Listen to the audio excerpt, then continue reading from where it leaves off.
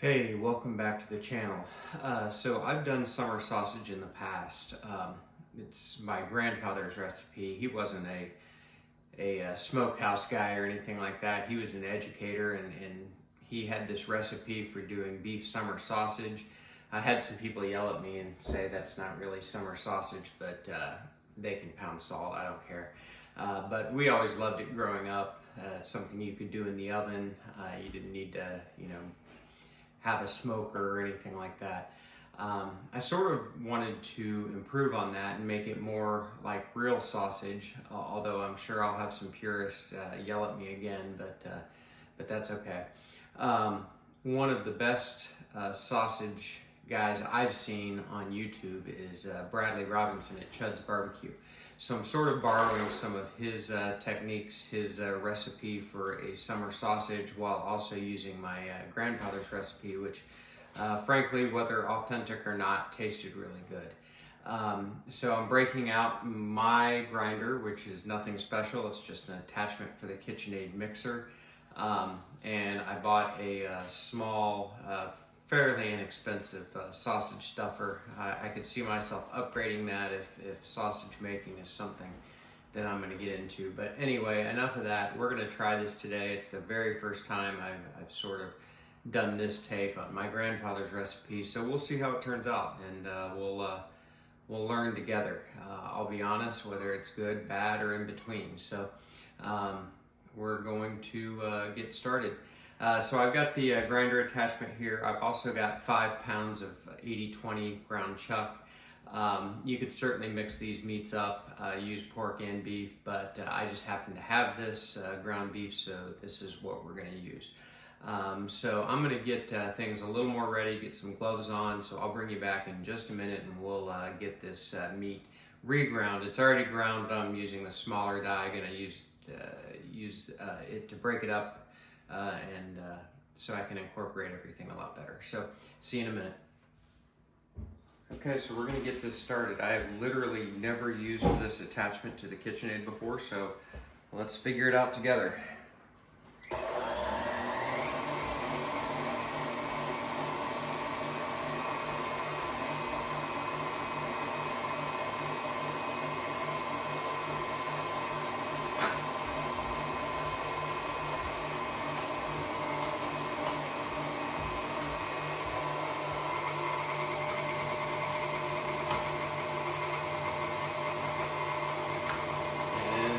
Coming.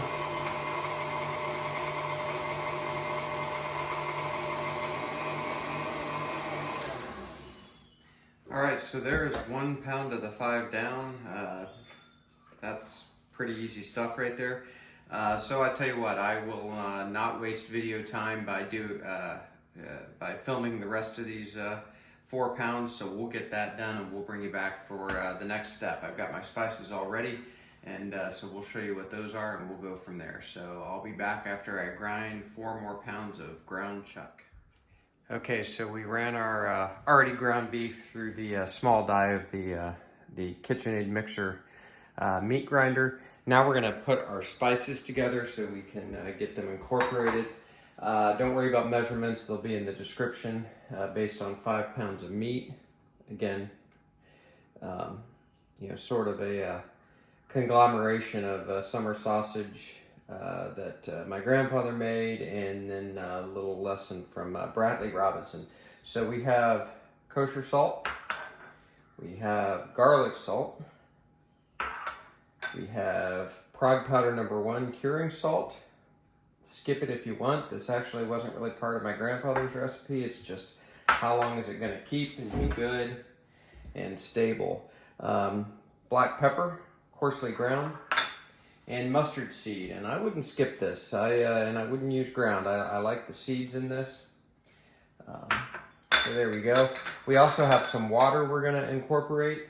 But for now, I'm going to get this mixer going, and this is going to test the metal of my KitchenAid stand mixer. 5 pounds is a lot, and especially after it goes through the grinder. So we're just going to get this on low and just let it start coming together. And I'm slowly going to dump in my spice mix. And so let's get her going.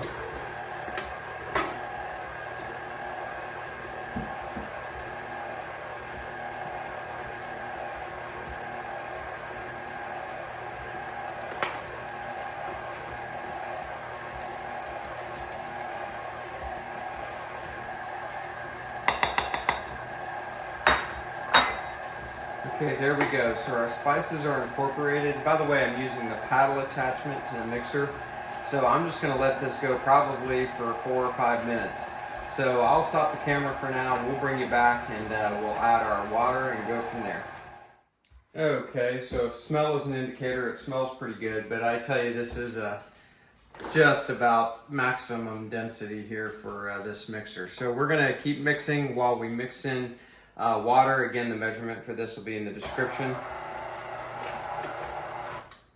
And I've got a wooden spoon here so I can sort of keep this from attacking me.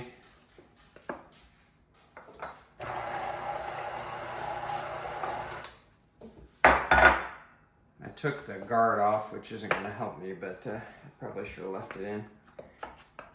But we're going to make it work.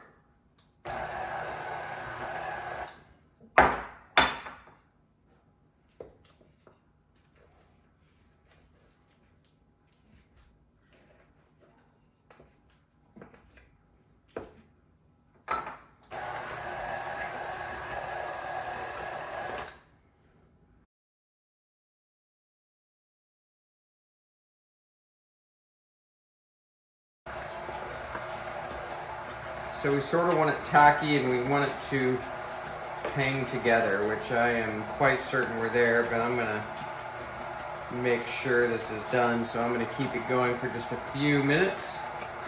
And then we're gonna put this mixing bowl in the fridge, let it come together, let it cool off, and while we get other stuff set up. So I will bring you back shortly. Okay, overloading the mixer was an adventure, but we got through it. So I've got my cheap little sausage stuffer all rigged up here. This was like 40 or 50 bucks on Amazon. So there are definitely better ones out there. I might look into if this starts to become a thing, but for now we're gonna make this work. I've also got a handheld gun that I've used before that works too. So first thing we're going to do is load our meat into the canister here. I'm going to do my, well, I've already messed it up. I was going to say I was going to do my best to keep a one-hand clean method, but I'm not going to be able to because I just used the wrong hand. I'm awful at that. So learn a lesson from me about how much will fit in a stand mixer like that. There might be bigger ones out there, but I'm sure you'll be smarter than me anyway. But we made it work. This mixture smells outstanding. Oh, by the way, I forgot to show you one step, and it's optional because I've had good tasting summer sausage in the past and have not done this. But I added some encapsulated citric acid at the last part of the mix, and all I did was incorporate it and then quit pretty quickly. And what that's going to do, it's going to add that sausage tang that you get that normally would come from fermentation, but we're not fermenting this. So, and it's encapsulated in fat, so it's not going to start activating until it gets to a certain temperature in the smoker. And that's what we want, because if it was in there now working, it would sort of start cooking the meat, almost like a ceviche, you know, lime juice on shrimp kind of thing.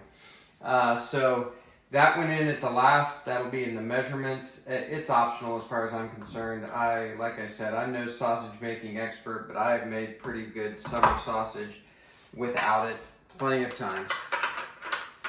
All right, so we'll lock that down, and now we're going to get the horn in place. So I'll have to take this off every time I load the canister, which is probably going to be maybe 3 more times.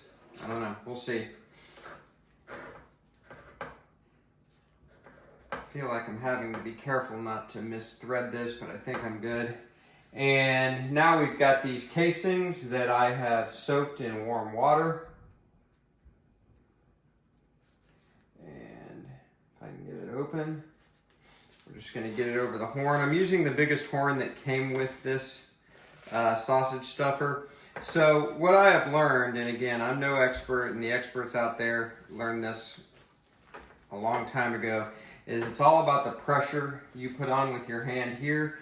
You want to fill this up completely, make sure the air pockets come out of it.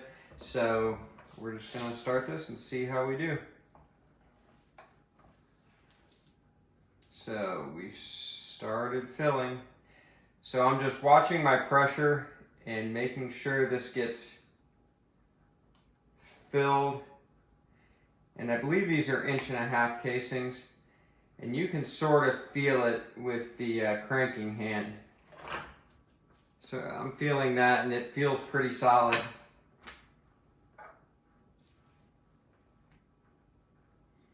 And I really should have actually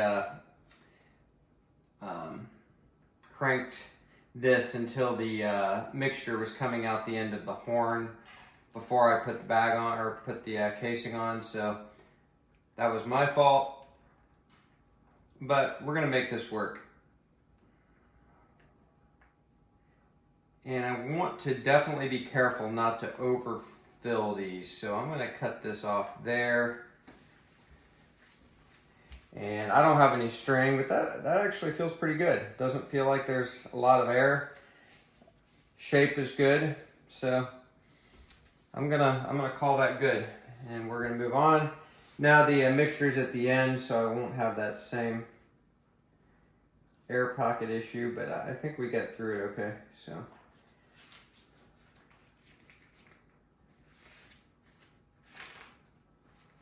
there we go. We'll see how many of these we get out of here. Whew. Oh, I was cranking the wrong way, so that's a problem. There we go.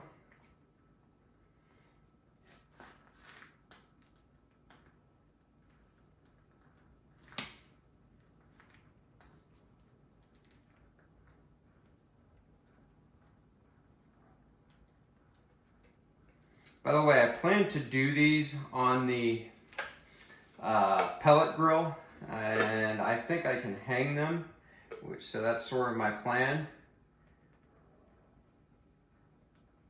So I'm going to cut that one off there, and there we go. I should be able to tie that off pretty well. So that feels pretty good too.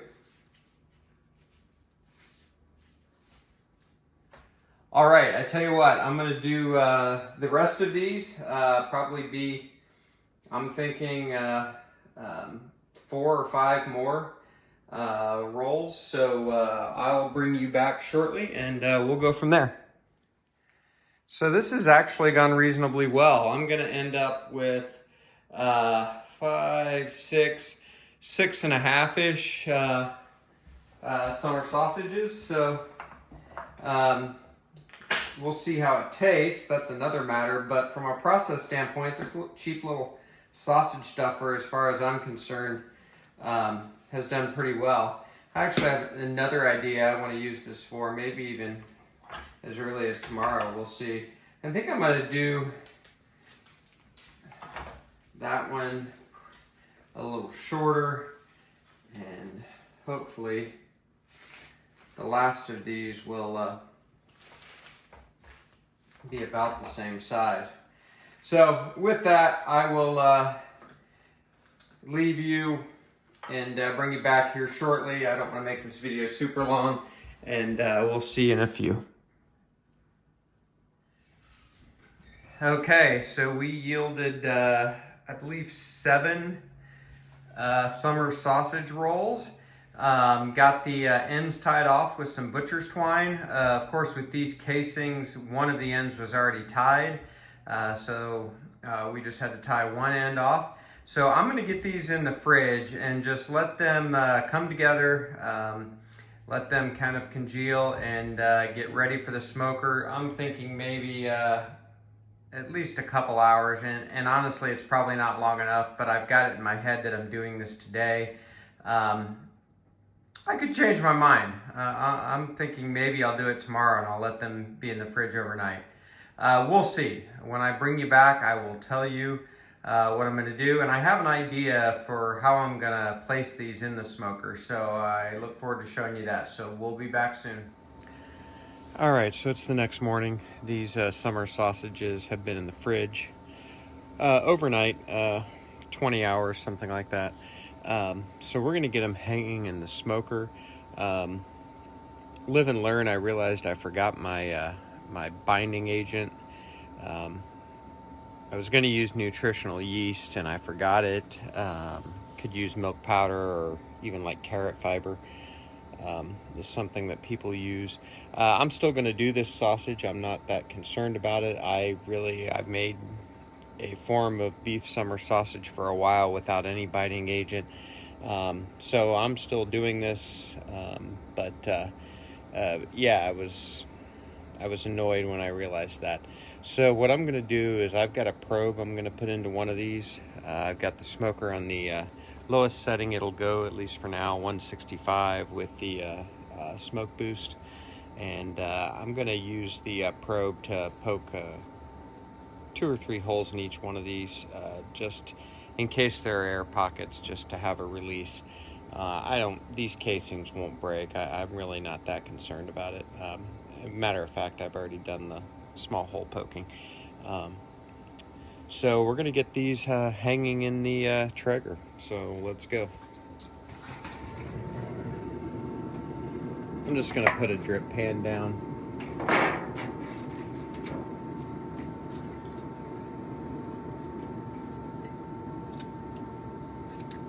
And I've just got, hooks for each one of these. And we're just going to get them in.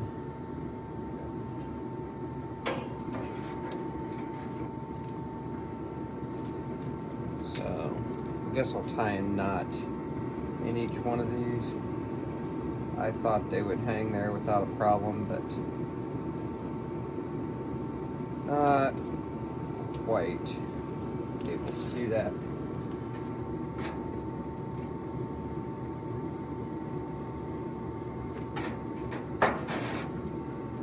So there we go, that'll work. So I'm gonna get all 7 of these done that way, and we'll bring you back in a few minutes. I'll show you the finished product as it starts to cook, and then we'll get the lid shut and go from there. All right, so there is our binderless summer sausage hanging in the Traeger. The hanging worked out really well. It's exactly how I envisioned it, even though I had to modify the string a little bit. So we're gonna get this lid shut. I do have a probe in one of those. We're gonna go up to 150 to 160 on this. What I'll do is I've got an alarm set for this probe to go off just below 150. Then I'm gonna probe the others just individually, at least a couple of them, and see that we're pretty even, and then take it off somewhere at 150 or above. And then we'll go on from there. So sorry about forgetting the binder. It is what it is. I still think it's going to be fine. And you know, we live and learn together. This just makes me want to do sausage again next weekend. All right, so there's not a lot to see here, but we are over 100 degrees internal. We're at 105. We've been on a couple hours. The cooker has been holding between 155 and 175 or so, which it's usually plus or minus 10 degrees, which, by the way, you want that in a pellet cooker. This is a little off topic, but don't think your pellet cooker is going to stay exactly at the set temperature, and you don't want it to. Those fluctuations in temperature kind of change the smoke and change the smoke flavor, add more depth. This is just one guy talking, but don't get caught up in worrying about your pellet cooker going up and down by 10 degrees or even a little more. So anyway, we'll just take a quick look here. Again, there's not a lot to see. So looking exactly like I expected. Very little grease dripping, which is good as far as I'm concerned. And feeling nice. So we're gonna get the lid closed, but just a quick check-in. Most of the sausage videos are about prep rather than cooking, so we'll let this go. And what I am going to get ready at some point here soon as we get closer to our target temperature of 150 to 160 is an ice bath ready to put these in as soon as they're done. So we'll see you back here in a little bit. Okay, so our internal temperature is there. We are at just over 150. These feel good. Almost no loss of moisture in the pan, which is good.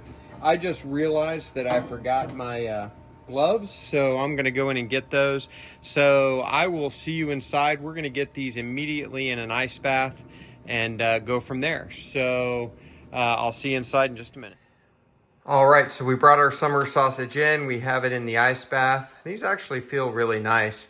So the ice bath will stop the cooking and hopefully get these casings to seize up a little bit and keep them tight. I've had that work and not work. Honestly, to me, it's not the end of the world.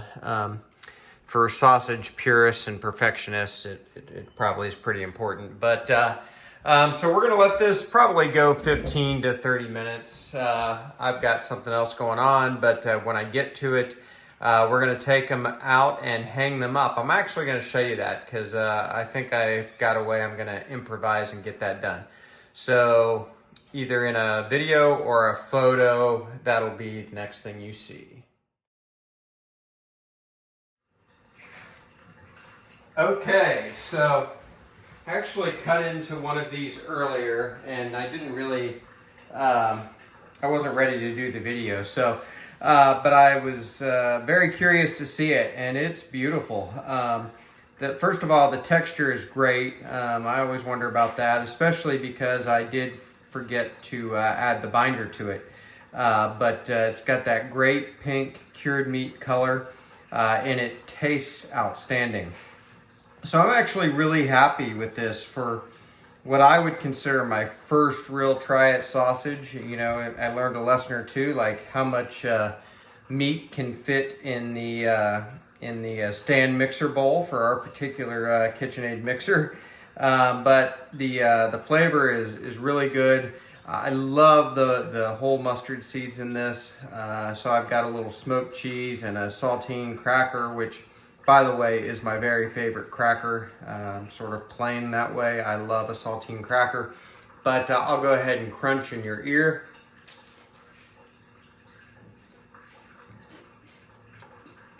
And try it. Really good. And this might be a holiday gift idea. Do up a whole big batch of these and give them out to people. So, a couple of lessons learned, and but I'm very happy with this. So I'll try to chew quickly and let you out of here. I'm already afraid of how long this video is going to be, but if you've stuck in this long, I appreciate it. So I'm going to freeze a lot of these. I'm going to vacuum seal them with our food saver, and frozen, from all the research I've done, they'll last a long time, like somewhere near forever. In the fridge, vacuum sealed, will probably last 2 to 3 months from all of my research with this cure. There's still some moisture involved, so they can definitely go bad with that moisture involved. So I'll show you what I'm going to do with this open sausage. First of all, I'm going to leave the casing on. So for whatever part the end will be exposed, but that's it, which is what I think you'll want to do is not peel off the whole casing, unless of course you're going to cut the whole thing and use the whole thing. And of course, a lot of this will depend on how big of the sausages are that you make or that I make again. But I've got this Willing vacuum packer that comes with these bags, and I actually love this thing.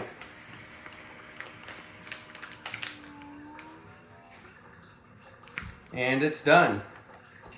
And for the record, I will actually do the same thing with the cheese. Not that this video is about cheese, although I am looking forward to smoking some cheese when the weather cools off even more. And we'll throw this on here and vacuum seal it.